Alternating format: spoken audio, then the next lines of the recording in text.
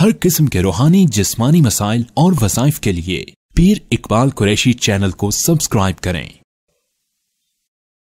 अल्हम्दुलिल्लाहि वकफ़ा वसलामुन अला इबादिहिल्लज़ीना इस्तफ़ा खुसूसन अला सय्यिदिर रुसुल व ख़ातमिल अंबिया व अला आलिहि व अस्हाबिहि नुजूमिल हुदा।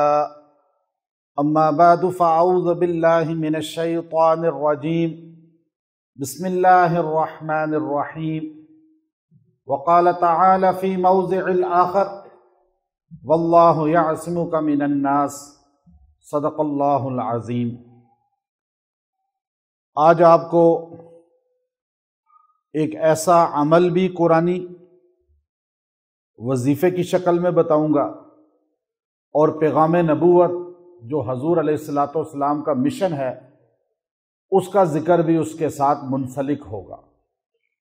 अमल ऐसा है कि अगर इंसान को कोई तकलीफ अजियत देता हो, मुखालफत करता हो, हसद करता हो, दुश्मनी करता हो, चाहे वो आपके साथ कारोबारी है, चाहे आप किसी ऑफिस में काम करते हैं, किसी अदालत में, कचहरी में, थाना में या दीगर दफातर में, और लोग आपसे हसद करते हैं, या आप मस्जिद में हैं, लोग आपसे हसद करते हैं, मदरसे चला रहे हैं, लोग हसद करते हैं, अल्लाह आपकी ऐसी हिफाजत फरमाएगा कि इंसानियत भी दंग रह जाएगी। और ये अमल हमारे पाक पैगंबर सल्लल्लाहु अलैहि वसल्लम को अता हुआ था, और ये कुरान पाक का मजबूत तरीन अमल है, और इसमें एक मैसेज भी है।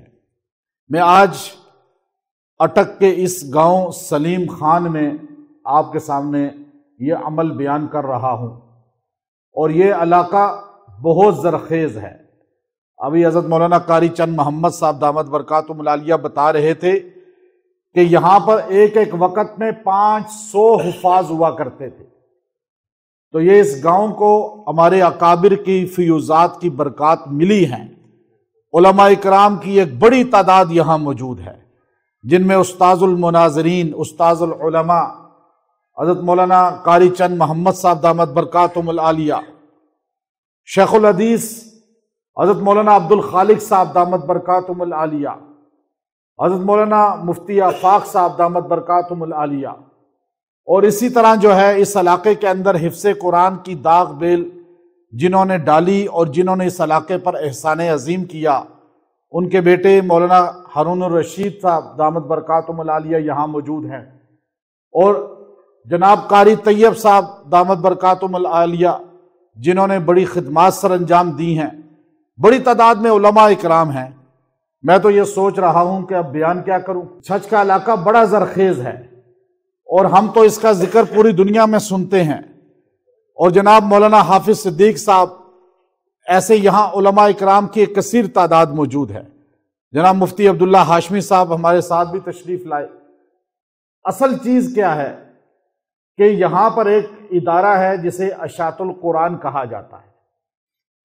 अब ये अल बरकतु मा अकाबरिकुम, इस इदारे की बुनियाद जिन्होंने रखी वो 3 शयूख हैं, जिनसे अल्लाह ने वो काम लिया है कि पूरी दुनिया के अंदर मैं अल्लाह के फजल से बहुत दुनिया घुमाऊं और घूमता रहता हूं, लेकिन इस इदारे की फ़ियूज़ात हमें करिया करिया मुल्कों के अंदर नजर आती हैं।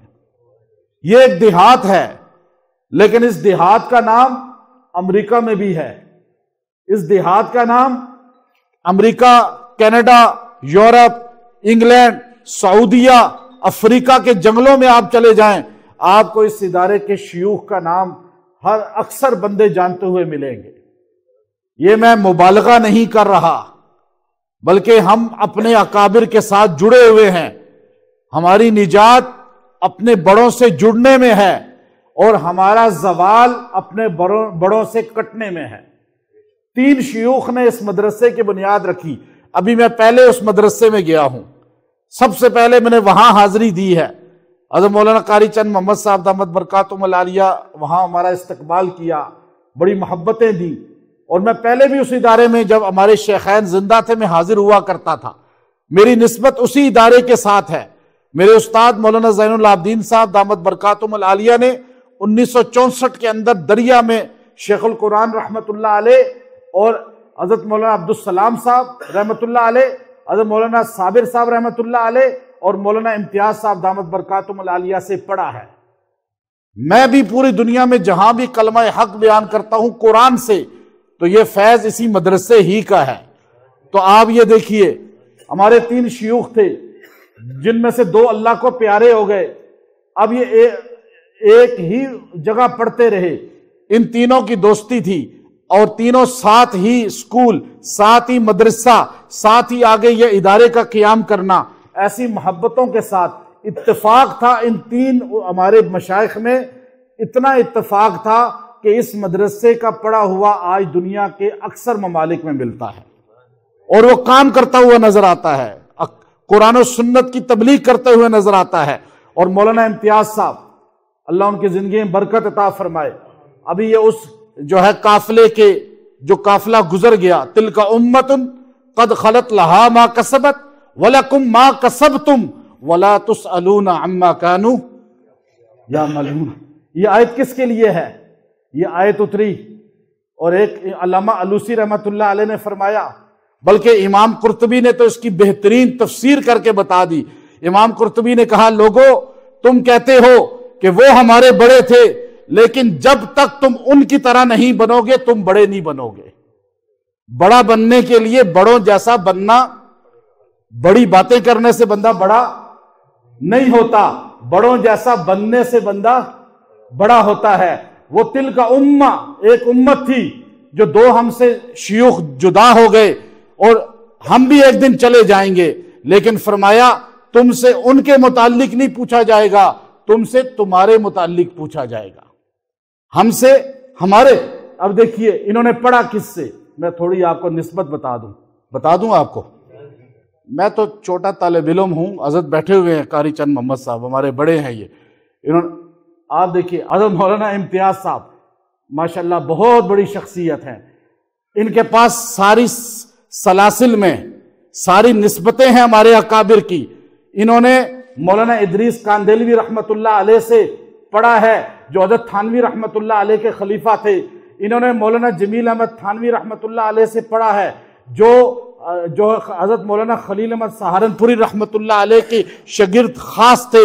انہوں نے مولانا رسول خان صاحب رحمت اللہ علیہ سے پڑھا ہے جو شیخ الہند محمود الحسن رحمت اللہ علیہ کے خاص شاگرد تھے۔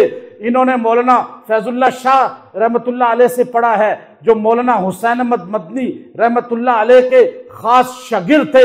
انہوں نے مولانا عبد القدیر خان رحمت اللہ علیہ سے پڑھا ہے جو مولانا انور شاہ کشمیری رحمت اللہ علیہ کے خاص شاگرد تھے۔ انہوں نے مولانا احمد علی لاہوری رحمت اللہ علیہ کی صحبت اختیار کی ہے۔ انہوں نے مولانا غلام اللہ خان رحمت اللہ علیہ سے تفسیر پڑھی ہے جو خاص شاگرد تھے مولانا حسین علی و بچڑا رحمت اللہ علیہ کے۔ سارے اکابر کا اگر آپ نے فیوزات دیکھنے ہیں مولانا امتیاز دامت برکاتہم العالیہ کو دیکھ لیں، تو یہ آپ کا علاقہ، آپ کا یہ بستی، آپ کا یہ شہر، آپ کا یہ ادارہ اشاعت القرآن، یہ بہت فیوزات کا منبع ہے۔ ہم ان کی قدر کرنے والے ہیں، ان کا نام لینے والے ہیں، ان کی عظمت کو بیان کرنے والے ہیں، چونکہ میرے استاد کے بھی وہ استاد ہیں، ہماری تو نسبتیں ہیں ان سے۔ پھر اشاعت القرآن اعتدال کا دنیا میں سب سے بڑا ادارہ ہے، جتنا اعتدال کا درس انہوں نے دیا ہے اسی لیے یہ کامیاب ہیں۔ تبلیغی جماعت کیوں کامیاب ہے؟ کہ وہ اعتدال کی بات کرتی ہے۔ دنیا میں سب سے مضبوط جماعت تبلیغی جماعت ہے، جب وہ تشدد پہ آ جائے گی تو وہ جماعت بھی ڈاؤن ہو جائے گی، لیکن جب تک وہ اعتدال پہ ہے دنیا میں کوئی ایسی جگہ نہیں۔ یہ جو مغرب ہے نا، میں آپ کو ایک چھوٹی سی بات، یہ آپ نے منہ کدھر کیا ہوا ہے؟ مغرب، قبلے کی طرف نا۔ اب آپ کو پتا ہے اس کے بعد مسجد کون سی ہے؟ آپ کو پتا ہے۔ اس کے بعد مسجد کون سی ہے؟ آپ کو پتا ہے۔ اس کے بعد مسجد کون سی ہے؟ آپ کو پتا ہے۔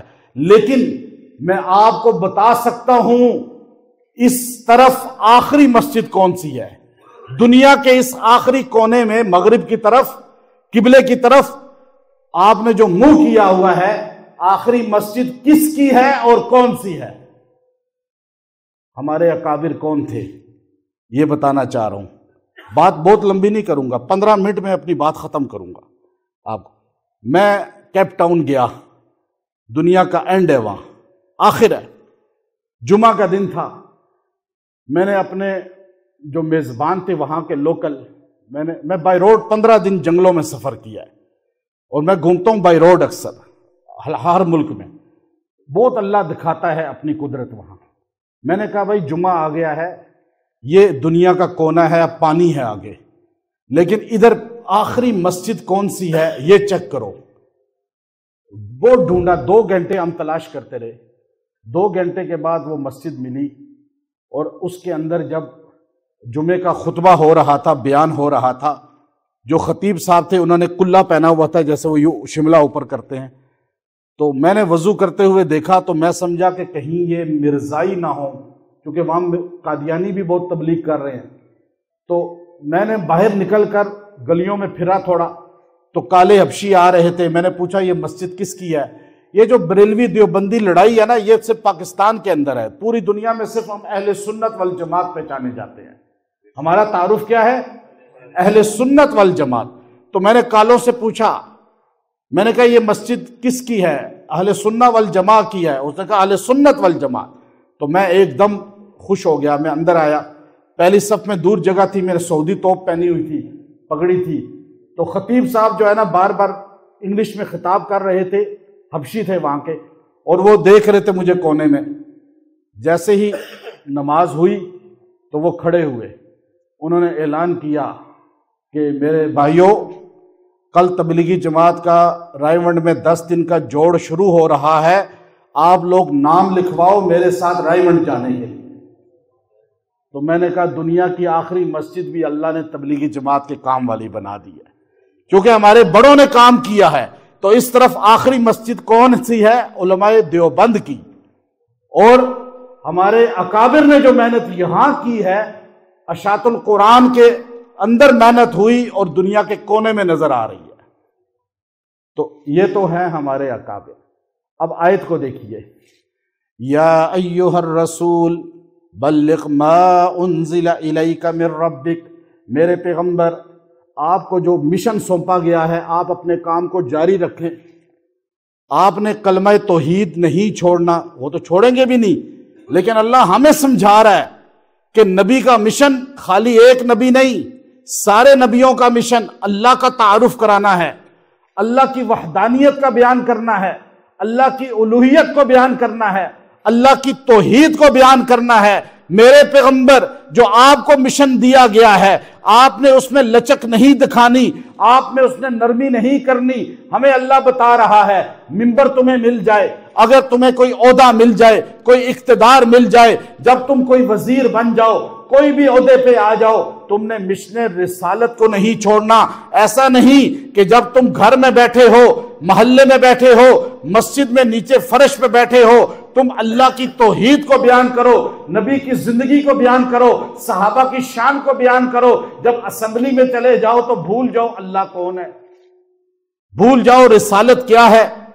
تو اب فرمایا وَإِن لَّمْ تَفْعَلْ فَمَا بَلَّغْتَ رِسَالَتَهُ، اگر آپ نے اللہ کے تعارف میں یہ کام اس طرح نہ کیا تو آپ کی رسالت کا حق ہی ادا نہ ہوا. اب یہاں تک جب آپ کلمہ حق بیان کریں گے تو لوگ آپ کے مخالف ہوں گے نہیں ہوں گے؟ آپ مولانا غلام اللہ خان رحمۃ اللہ علیہ کے پاس ایک مسجد کے خطیب صاحب آئے، شاگرد تھے. فرمایا حضرت سارے نمازی خوش ہیں، ایسے میرے سے بہترین خوش ہیں. فرمایا درس دیتے ہو؟ جی درس دیتا ہوں. کہا تم نے ابھی تک توحید کو صحیح طرح بیان نہیں کیا. یہ ہو ہی نہیں سکتا، توحید کھل کے بیان کرو تو کوئی مخالف نہ ہو.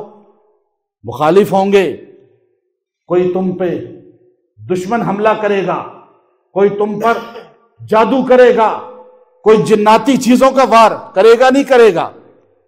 پوری امام ابن قیم رحمۃ اللہ علیہ نے اپنے استاد ابن تیمیہ رحمۃ اللہ علیہ کے احوال میں لکھا ہے یہ چیز، اور سب سے زیادہ کتابیں امام ابن قیم نے لکھی ہیں وظائف پر. تو فرمایا حضور علیہ الصلوۃ والسلام کو لوگوں سے آپ پریشان نہ ہونا، واللہ یعصمک من الناس ان لوگوں سے حفاظت آپ کی میں اللہ کروں گا۔ امام ترمذی حدیث لائے یخرس حتی نزلت هذه الآیہ کا حضور علیہ السلام نے گارڈ رکھے ہوئے تھے، بلکہ مسلم شریف کی وہ حدیث سیدہ کائنات خود راویہ ہیں، فرماتی ہیں حضور نے فرمایا عائشہ اللہ ایسا کوئی بندہ بھیجے جو محمد صلی اللہ علیہ وسلم کے دروازے پہ چوکیداری کرے، گارڈ بن جائے۔ ابھی حضور نے لفظ ہی منہ سے نکالے تھے، سیدہ عائشہ فرماتی ہیں ایک دم دروازے پہ آواز ہوئی، حضور نے پوچھا کون ہے؟ کہ سعد بن ابی وقاص، یا رسول اللہ میں آیا ہوں اسلحے کے ساتھ، میں آپ کا رات کو چوکیدار بنوں گا، دربان بنوں گا۔ سب سے پہلے ہمارے نبی کی جس نے دربانی کی، چوکیداری کی، گارڈ بنا، وہ امت کے اندر شرف ملا ہے سعد بن ابی وقاص رضی اللہ عنہ کو، اور ماموں ہیں ہمارے نبی کے۔ یہ نہیں دیکھا کہ میں ماموں ہوں، یہ تو میرے بھانجے لگتے ہیں۔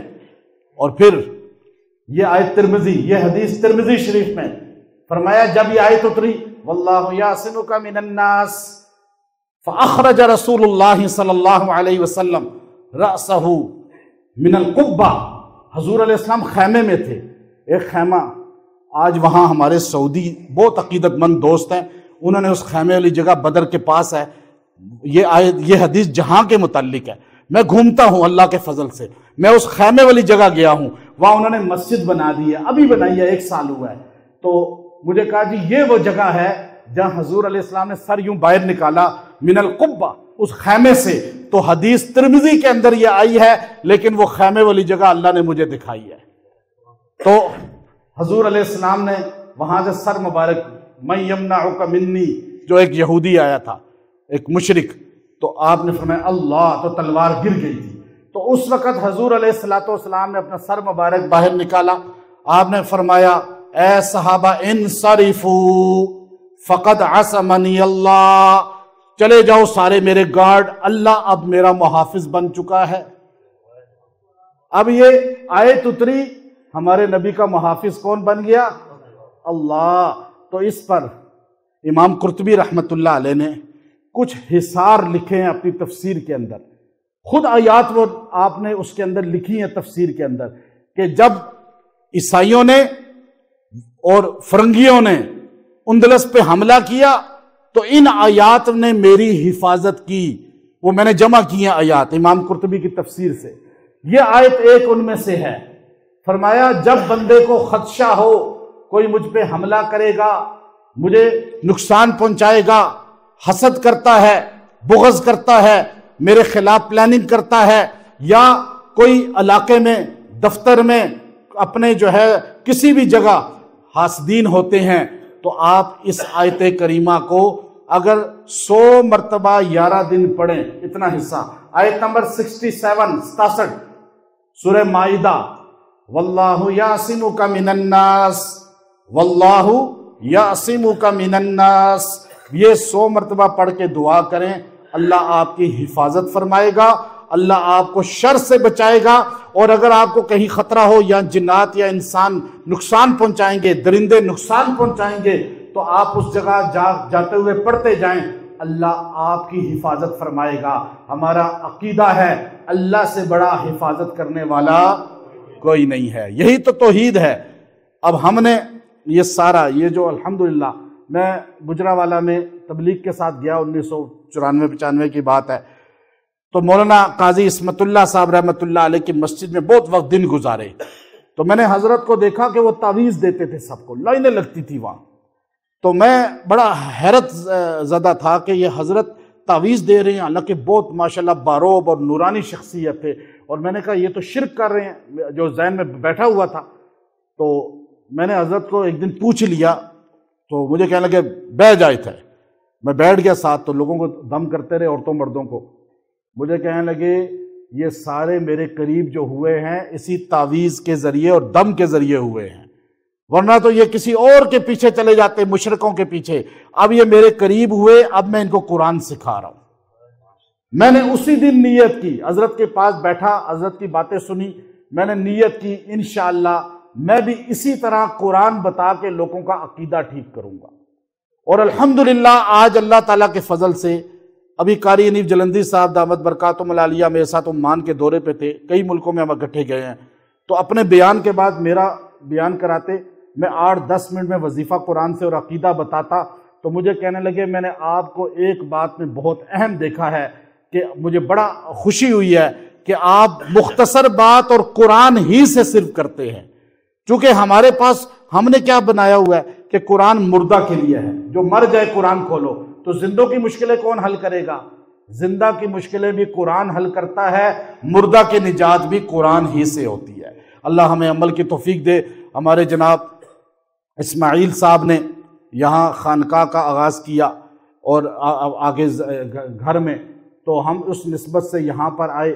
ہمارا مقصود صرف لوگوں کو قرآن سے جوڑنا ہے، لوگوں کو ختم نبوت کا تعارف کرانا ہے، لوگوں کو صحابہ کرام کی شان اور عظمت بتانی ہے، اپنے اکابر سے جوڑنا ہے۔ ہم کچھ بھی نہیں ہیں، ہماری جو عزت ہے ہمارے بڑوں کی وجہ سے ہے۔ جس دن ہم درخت سے جڑے رہیں گے، سرسبز رہیں گے، جس دن ہم ٹہنی سے درخت سے پھول اور پھل کی طرح گر گئے نیچے، ہم بے نام و نشان ہو جائیں گے۔ اللہ ہمارے بڑوں کو ہمارے سروں پہ سلامت رکھے۔ وآخر دعوانا الحمدللہ رب العالمین۔